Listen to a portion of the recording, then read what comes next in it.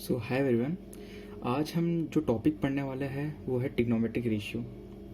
Trigonometric ratio trigonometry में आता है। तो ठीक है, हम जब वर्ड आ ही गया है तो हम पहले ये जान ले कि ट्रिग्नोमेट्रिक एक्चुअल में है क्या, इस वर्ड का मीनिंग क्या है। सो ट्रिग्नोमेट्रिक, ट्री मतलब थ्री, गोनो मतलब साइड और मैट्रिक मतलब मेजरमेंट, मतलब थ्री साइड का मेजरमेंट।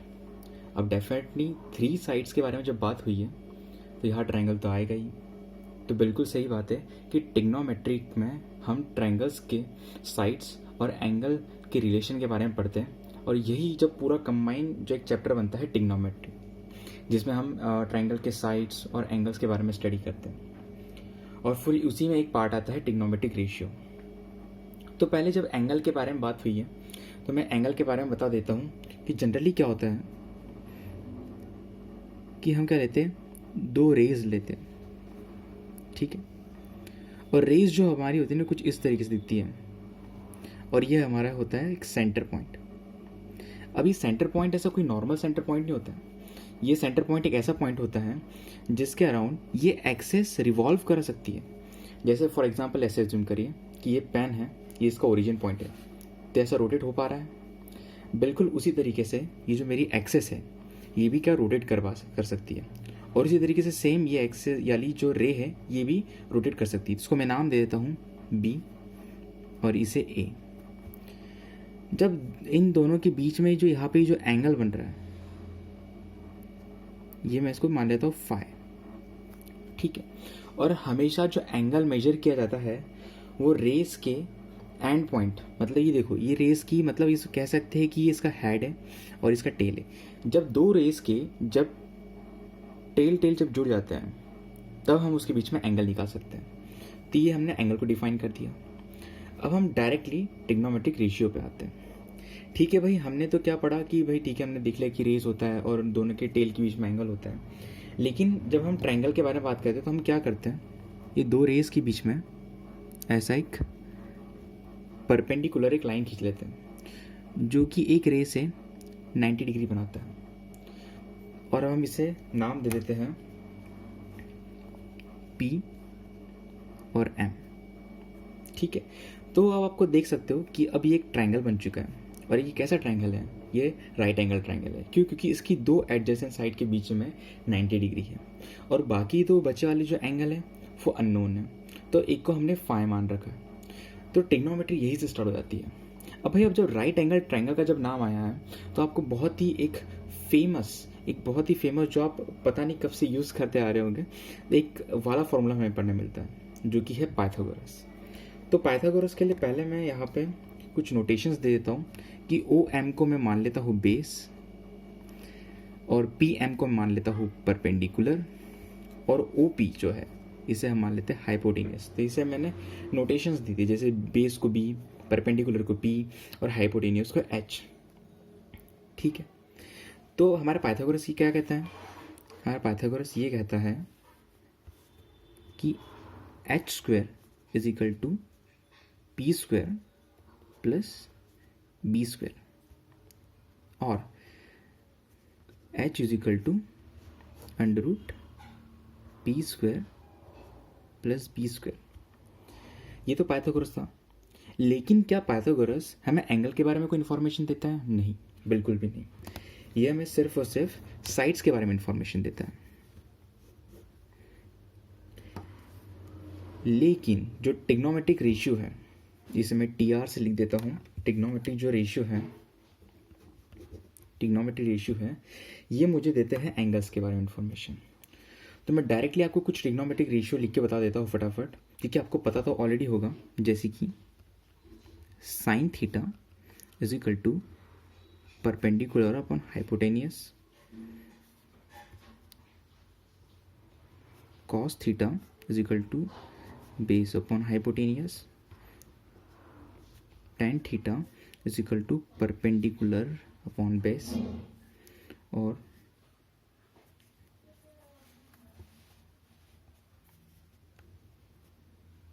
कोसेक थीटा, सॉरी मैंने इसे थीटा मान लिया, मतलब यहाँ पे हमने फाई दिया है तो ठीक है, हम इसे फाई कर लेते हैं। Phi phi phi, cosec phi is equal to, cosec phi जो होता है 1/sin फाई होता है, जो कि होता है अब क्योंकि साइन फाई क्या है, परपेंडिकुलर अपॉन बेस। तो अब इसके क्या होगा, अभी नीचे में आ गया तो क्या होगा, ये ऐसा हो जाएगा, परपेंडिकुलर अपॉन हाइपोटेनियस। उसी तरीके से sec phi is equal to 1/cos phi, और cos फाई क्या होता है, base upon hypotenuse.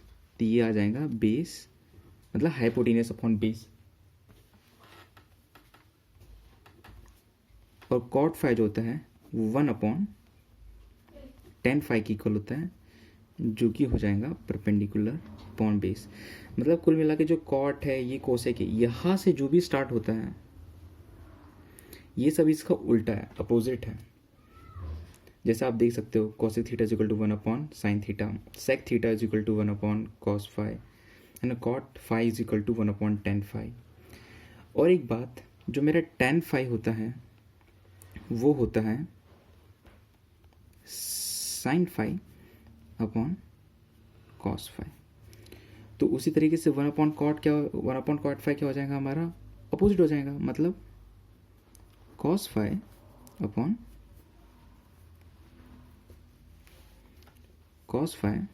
Upon sin phi, ये हो जाएगा।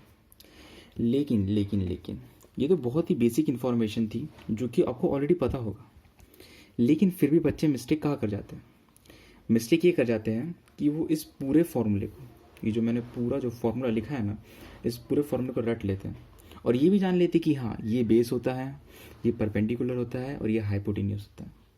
लेकिन ऐसा नहीं होता है। ये तो आपको अभी इस तरीके से ट्रायंगल दिया है और यहाँ पे फाई दिया हुआ है, इसलिए आप बोल सकते हो कि हाँ ये बेस है, परपेंडिकुलर है, हाइपोटेनियस है। लेकिन मैं आपको पूछता हूँ कि सपोज अगर आपको इस तरीके से अगर ट्रायंगल आ जाए तो, और ये मेरा 90 डिग्री है, मैं बोल रहा हूँ कि अगर आपको इस तरीके से अगर ट्रायंगल आ जाए तो ये 90 डिग्री है और आपको ये इसमें थीटा है और इसमें ये थीटा निकालना है, तो इसमें से परपेंडिकुलर होगा वो कौन सा बेस होगा। या फिर कुछ इस तरीके से आ जाए और उसमें बोल दिया गया कि ये आपका थीटा है, बताइए। तो बच्चे क्या करेंगे, अब उन्हें पता है कि हाँ भाई नीचे वाला क्या होता है, बेस होता है, तो इसको बेस लिख लेंगे। और उनको पता है कि हाँ ये तो चलो हाइपोटेनियस है, हाइपोटेनियस तो सब समय कॉमन होती है। हाइपोटेनियस तो क्योंकि स्लैंट हाइट होती है जनरली पहचान में आ जाती है, तो ठीक है हाइपोटेनियस हमने जैसे पहचान लिया कि हाँ ये भैया ये तो हाइपोटेनियस है। क्योंकि हाइपोटेनियस को पहचानना बहुत आसान होता है क्योंकि वो हमेशा 90 डिग्री के सामने में होती है। उसी तरीके से यहाँ पे देखो 90 डिग्री के सामने, यहाँ पे भी देखो 90 डिग्री के सामने, ये देखो 90 डिग्री के सामने हाइपोटेनियस होती है। लेकिन दिक्कत आती है कहाँ पे, ये बेस और परपेंडिकुलर, कौन सा बेस होगा कौन सा परपेंडिकुलर। उसी तरीके से कुछ कुछ बच्चे होते हैं जो फॉर्मूले को, जैसे यह ट्रायंगल बना हुआ है क्योंकि जनरली हर स्टार्टिंग में मतलब हर बुक में दिया रहता है, तो क्या जैसे वो इसको लर्न कर लेते कि हाँ नीचे वाला बेस है, ऊपर वाला परपेंडिकुलर है। तो क्या करेंगे, अगर सपोज इस तरीके से कोई ट्रायंगल देगा तो उसको भी क्या बोल लेंगे, यहाँ पे भी उसकी बेस वैल्यू ले लेंगे, मतलब यहाँ पे भी उसको बोल देंगे बेस है, जो कि रॉन्ग है।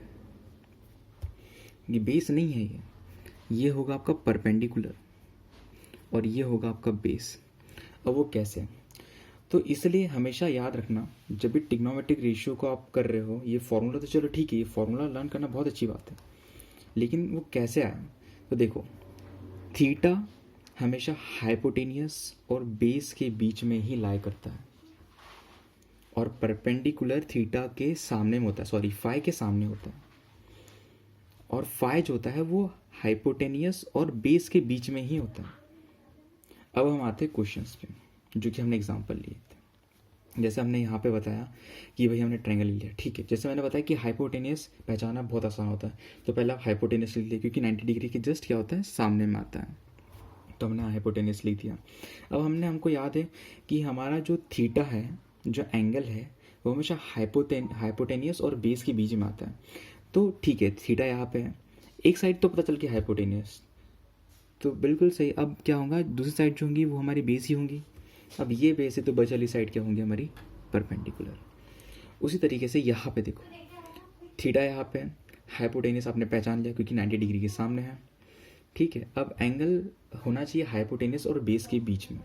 तो देखो हाइपोटेनियस यहाँ पे, तो सेकंड वाली क्या होंगी, बेस होनी चाहिए, तो बेस लिख लिया, और फिर बच्चे वाली परपेंडिकुलर होनी चाहिए। उसी तरीके से आप यहाँ पे बताइए, देखिए 90 डिग्री के सामने है, हाइपोटेनियस है, ठीक है, हाइपोटेनियस है। अब हमने देखा था कि थीटा जो है बेस और हाइपोटेनियस के बीच में होना चाहिए, तो ठीक है, हाइपोटेनियस तो ये है, तो इसका मतलब ये होना चाहिए बेस। अब बचा वाला परपेंडिकुलर। तो बस यही चीज़ थी जो हमें हमेशा ध्यान रखनी पड़ती है। इतनी छोटी सी चीज़ अगर हमें समझ में आ गई तो हमारा ट्रिग्नोमेट्री पूरा आसान है। जनरली बच्चे यही गलती कर जाते हैं कि उसको बाय हार्ट लाइन करके चले जाते हैं इस फिगर को, कि नीचे वाला बेस होगा, ऊपर वाला जो ऐसे वर्टिकल में होगा, जो ऐसा स्ट्रेट होगा, वो हमेशा परपेंडिकुलर होगा, जबकि ऐसा नहीं होता। थीटा के रिस्पेक्ट में बेस भी चेंज हो जाता है और परपेंडिकुलर भी चेंज हो जाता है, लेकिन हाइपोटेनियस सेम रहता है, क्योंकि हाइपोटेनियस तो हमेशा स्लैंट हाइट है और वो हमेशा 90 डिग्री के सामने में होती है। अगर आपको हाइपोटेनियस में भी दिक्कत होती है तो आप इस तरीके से लॉजिक लगाए कि हाँ भाई, जो मेरी हाइपोटेनियस होती है वो 90 डिग्री एंगल के सामने वाली साइड होती है। जैसे मैंने यहाँ एरो बनाया कि देखो ये हाइपोटेनियस है, उसी तरीके से यहाँ एरो बनाओ, 90 डिग्री के सामने वाली कौन सी साइड है, हाइपोटेनियस, तो हाइपोटेनियस होगी। उसी तरीके से ये 90 डिग्री बनाया, इसके सामने वाली कौन सी साइड होगी, हाइपोटेनियस होगी। बस यही बताना था कि ये एक बहुत ही छोटा सा कंसेप्ट है। इसके नेक्स्ट वीडियो में हम इससे रिलेटेड क्वेश्चन सॉल्व करेंगे।